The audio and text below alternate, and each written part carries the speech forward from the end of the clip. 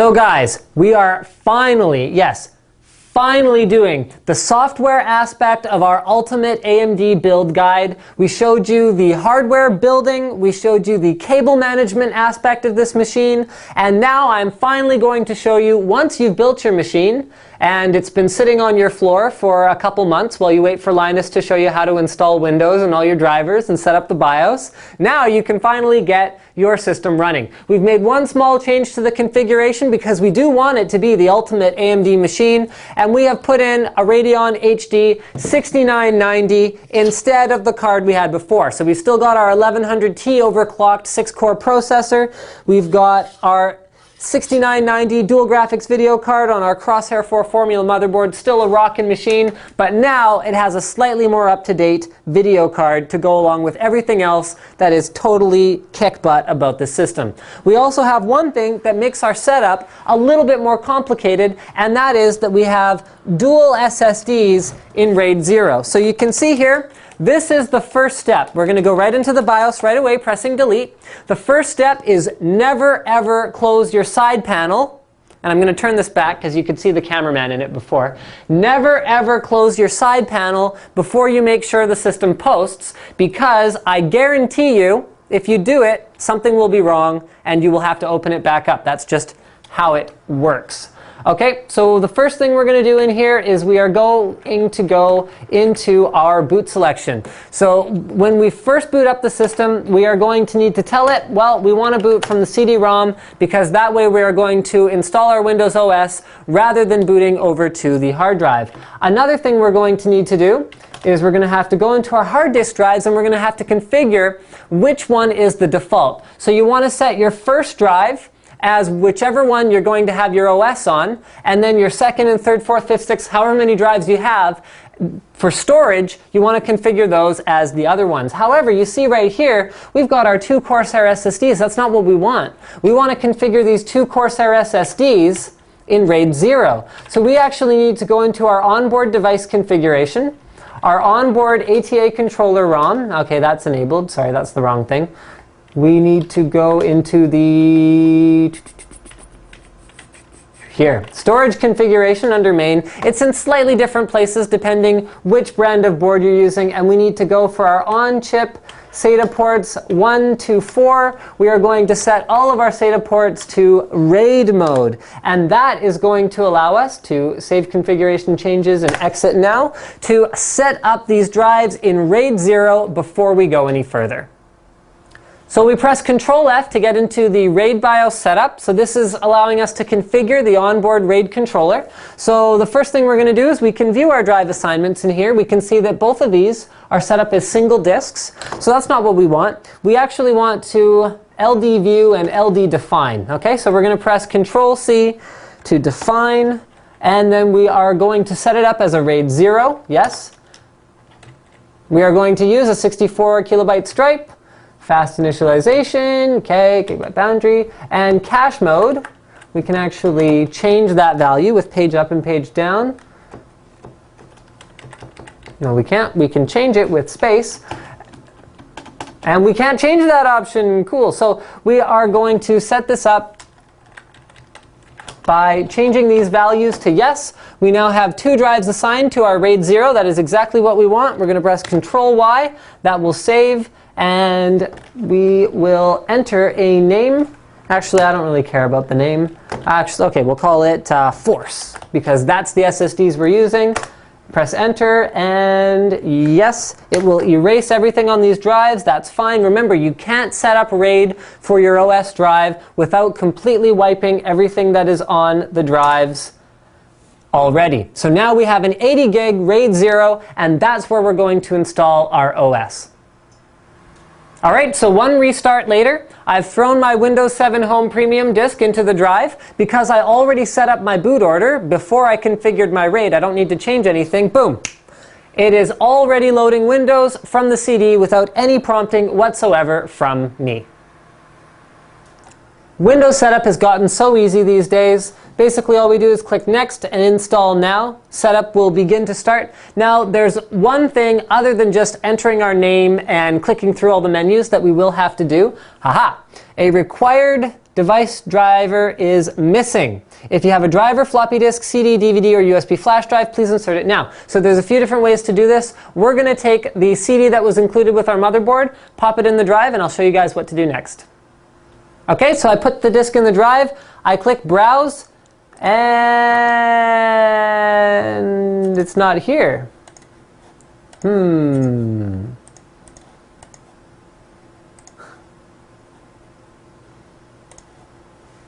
Uh-oh. See, I was just yanking your chain, guys. I'm not using the disk. I downloaded the latest RAID drivers off of the ASUS website for this particular card, loaded them on a USB stick, and here we are navigating to the correct folder, which is RAID Windows 7 x64, because I am using 64-bit Windows. I click Next, and once those drivers install, we should be able to pick up on the RAID array that we have installed in our system. So now we got to accept some license terms after carefully reading them, of course. We're going to select a custom install, because if we use the upgrade install, then we better have a copy of Windows Vista already on our machine. You can see here our disk is now detected at 72.6 gigabytes of space. This is normal. I know we have two 40 gig drives in there, but after formatting, they actually are smaller than the raw capacity of the drive, plus the way that Windows reports drive capacities is a little bit different from the way the drive manufacturers measure them. So we're going to click Next, and that was it. Here we go. So guys, we are now booted into Windows 7, where I'm going to set this up as an AMD PC. Okay. I'm going to not create a password because I don't care. And here's a cool thing about Windows 7, which I always do, is I do not enter a product key right away. So I just click Next, and off I go. I use the recommended settings. The reason for that is because this gives me time to get all my drivers configured, get everything set up the way I like it, and then enter my product key and activate Windows. That means that if I screw up and I manage to corrupt my OS before I've even gotten started, which I've done on a number of occasions, that I can just go back and reinstall, and I haven't used up one of my activations, so then I don't have to call the Microsoft Activation Center in order to get them to do it. Okay, so here we are. We're at the Windows desktop. It was that simple. So the first thing you're going to notice is that I do not have a LAN connection. And the reason for that is because I did not think of it before I started this shot. So I'm going to have to fish this cable out, and that's not quite going to work just yet. So now you guys are going to find the one true exception to my rule about throwing away the driver CD, and that's this. No connections are available. That means Windows 7 did not come preloaded with the Ethernet drivers that I need to connect to the internet and download the latest drivers. So we're going to go into the device manager, where we can see that there are a number of devices here that we do have to load drivers for. So what we're going to do is we're going to use that motherboard driver disk. We are going to go update the driver software, browse for it. We're going to browse in my computer. We're going to go to the drive. We're going to find drivers. And we're going to find LAN. We're going to go to Windows. So you can see it takes a little while to do this. I mean, it's often actually quicker to just download the latest from the manufacturer website. So here we can install our Ethernet drivers, then we're able to get all the latest ones off of the individual manufacturer's websites. In this case, we'll be downloading it from ASUS, as well as directly from AMD for our graphics card, because that way we will be covering all of these bases. So we're at asus.com. We're going to go to the ASUS support site. And from there, it's actually pretty simple. We download product BIOS drivers. We're using a Crosshair, We're using a Crosshair 4 formula. So we'll go ahead, throw that in there. We go to the formula. Here we can just select the OS we're running, which is Windows 7 64-bit. And now it gives us these options for things to download. So we can see in the device manager here the things we need drivers for now. Looks like that other thing managed to update itself through Windows Update. We still need drivers for our USB controller. So USB 2 is included in Windows, so that's going to be USB 3, as well as our video controller. So the only thing we need from ASUS I mean, we can update all of them to the latest drivers, including the audio, which was pre-installed for us, as well as the LAN, which we already installed, but it might be a bit of a hassle, and we don't necessarily have to do it. So let's download from the global, C4RWS, and then once that's downloaded, we can go ahead and install it.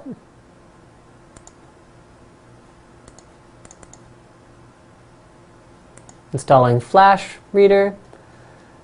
And it looks like apparently not having Flash installed broke my attempt to download this, so we're going to try one more time here. Crosshair 4 formula, Windows 7 64-bit, search, USB, and global, and FVRPG.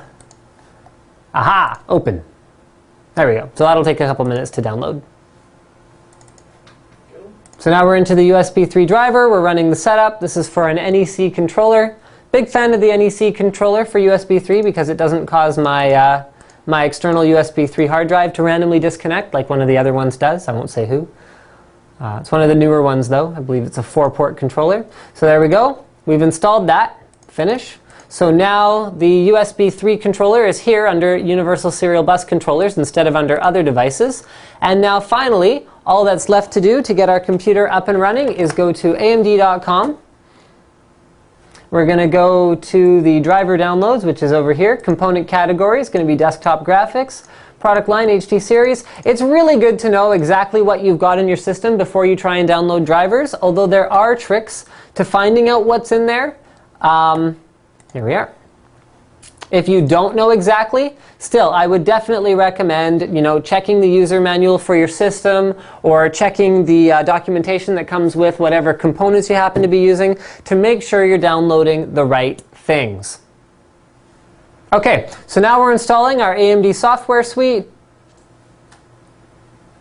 which only takes a couple of minutes. This is actually the last driver, according to Device Manager, left to install to get full functionality of our system. Don't forget that we also did configure Windows Update to, here it is, Windows Update to automatically install updates, so it looks like we're waiting for a restart. Once we've installed our AMD Radeon drivers, then we will have everything ready to go. We'll restart the system one more time, and then I'll show you guys some of the utilities that I use to make sure that a new system is functioning 100%. So here are some very basic utilities that you can use to validate if everything's working properly. There's the obvious stuff, like plugging things into all the different ports and making sure that they all actually detect stuff, like your audio ports, your front USB, all that good stuff. But here's a few things that you can do to make sure everything's on the up and up. So Prime 95. Right now I'm running it with the torture test, running small FFTs, so that's going to test your CPU but doesn't really stress your RAM very much. So I would run that for at least 12 hours to ensure that everything is stable, especially if you're running an overclock, the way I am. So I've actually got this computer at 3.84 gigahertz on the Phenom 2 X6 1100T that I'm running. So that's a very good way to validate an overclock. Over here, you can see I'm checking all of the information, making sure all of my cores are detected, all of my threads are detected, all of that good stuff, and everything is functioning correctly there. Now to make sure my memory is working properly, stay there. Oh, cameraman, don't move, go back. Yep, there. I can check my memory tab where I can see that my memory is running at the frequency that I have selected for it here. All of my memory is being detected. I have 4 gigs in this machine. And then in order to test my memory, you can come back over to Prime 95. What I typically do to make life easy for myself is I click Blend, which will set all of the blend options. Then I go to Custom, which leaves the blend options, and I'll put nearly my entire amount of memory into the memory to use and click OK. I'm not going to do it now. Slows the system down to a crawl, but that's going to really heat up your memory and test to make sure that it is working correctly. I'd run that one again for at least 12 hours. Last but not least, I always find something from the 3D Mark series, maybe loop it overnight. The reason I like 3D Mark 06 or some of the older ones is that they do allow you to run them over and over again more easily without signing into the online results browser and all that stuff. So we've got a 6990 in here. Obviously the FPS is pretty good on this particular older benchmark. But thank you for checking out the software side of our PC setup guide. I hope you've enjoyed this 3-part series. If you haven't already seen the hardware build guide as well as the cable management guide, do check those out. Don't forget to subscribe to NCIX Tech Tips for more computer videos, how-tos, guides, tutorials, and all that good stuff.